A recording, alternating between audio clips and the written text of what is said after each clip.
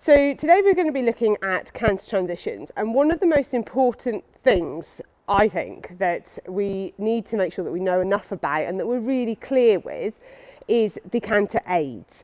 I think canter transitions are probably one of the most personal things because being human we all do it a little bit differently, but it's important to know what you're doing and why you're doing it. So as a sort of broad spectrum guide, I always work with, depending on where you're asking for the canter transition, I would go from rising into sitting trot, take a half halt, and remember half halt is a pressure and release down the outside rein. The release is super important because that actually means that you can allow the hind legs to come through.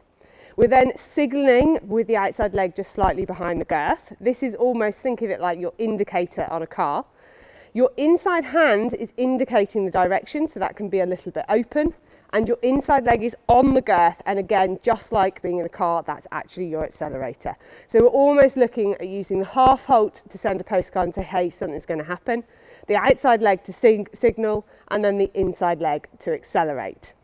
In this exercise that I'm about to do, I'm going to break this down a little bit and give myself enough time to work on setting the transition up.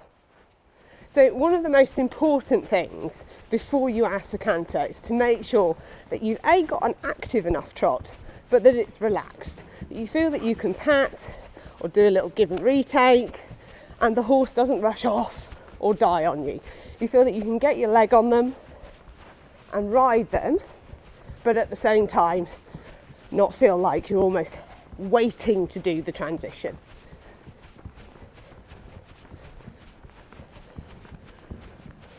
So the first transition I tend to ask in a session is usually in the corner,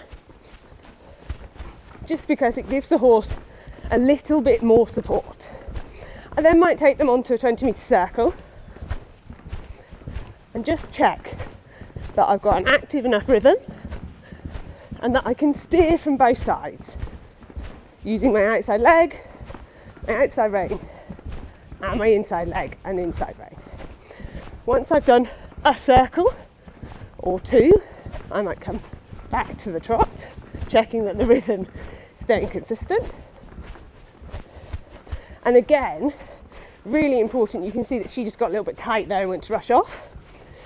And naturally this horse's balance will want to go to her forehand. So it's really important those half halts come in again, pressure and release on the outside rein. And you can see as I take that, she's like, oh my God, I'm going to canter again.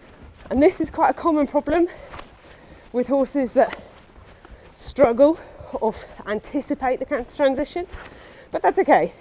It's really important as riders that we don't get stuck.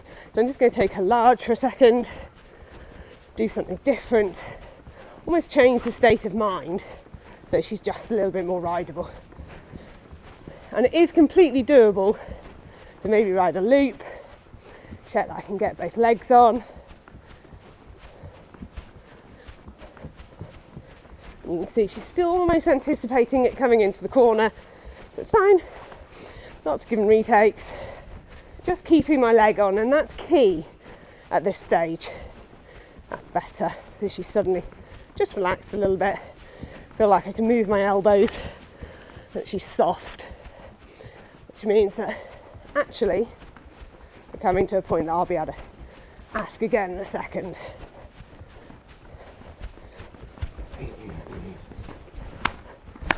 Again, I'm going to change slightly what we're doing. And the key point of this exercise is to make sure that you give yourself enough time and space between the canter transitions. If all the time you're feeling like you have to rush it, it's not going to be your best transition. It's always about setting yourself up for success.